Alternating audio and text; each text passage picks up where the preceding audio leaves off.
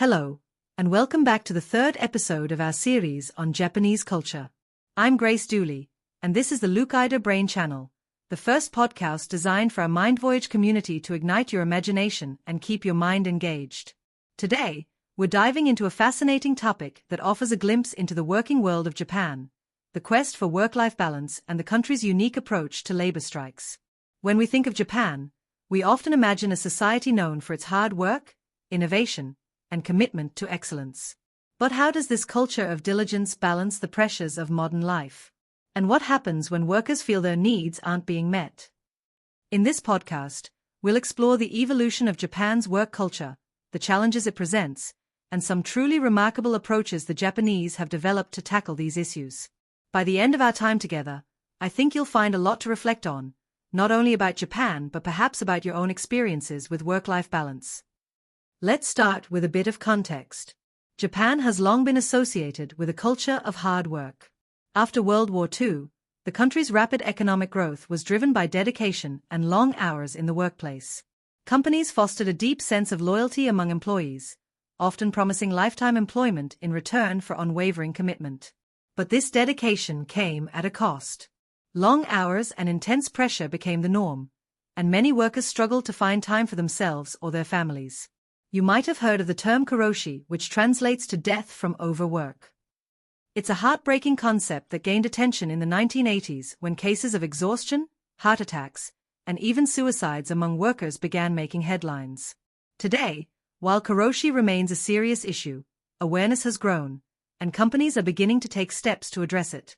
For instance, some organizations now require employees to take vacation days, and there's been a push for shorter workweeks in certain industries.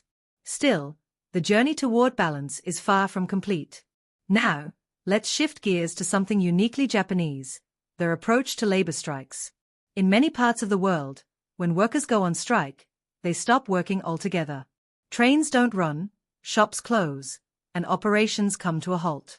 But in Japan, there's often a different method, one that speaks volumes about the culture's values. When Japanese workers go on strike, they frequently continue working, but in ways that highlight their dissatisfaction. For example, during a railway workers' strike, trains might still run on schedule, but ticket collectors might refuse to take fares, making their protest known while minimizing the disruption to passengers. This method reflects a sense of responsibility to others while advocating for better conditions. Another example comes from retail workers. Rather than shutting stores entirely, employees might wear armbands or display signs showing solidarity with their cause while continuing to serve customers.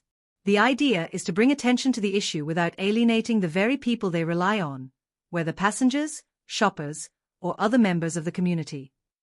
This strike that doesn't stop approach may seem unusual, but it underscores the cultural value of or harmony. Even in the face of conflict, the Japanese seek solutions that maintain order and respect for others. Over the years, Japan has made strides in addressing work-life balance. For example, some companies have introduced 4-day workweeks to give employees more time to rest and recharge. Others offer flexible schedules, allowing workers to start and finish at times that suit their personal lives. Additionally, the government has implemented initiatives like Premium Fridays, encouraging employees to leave work early on the last Friday of the month. Although not universally adopted, these efforts signal a growing recognition of the importance of balance. Technology has also played a role. Remote work, which became more widespread during the pandemic, has helped some employees reclaim time spent commuting. Digital tools and apps have allowed workers to manage their tasks more efficiently, freeing up moments for family, hobbies, or even much-needed relaxation. At the same time, younger generations in Japan are beginning to challenge the old ways. Many young professionals prioritize flexibility and mental health over traditional notions of loyalty. This shift is slowly changing workplace expectations, paving the way for a future where well-being and productivity coexist. Listening to all of this, you might be reminded of times when workers in Ireland came together to improve their conditions. For example, in 1979, bus workers in Dublin went on strike, bringing the city to a standstill as they campaigned for better wages. Around the same time, workers also protested the pay tax system, calling for fairer contributions. These efforts led to important changes that many people benefited from. Do you remember any of these events or others like them? How did they affect daily life? Though Japan and Ireland have very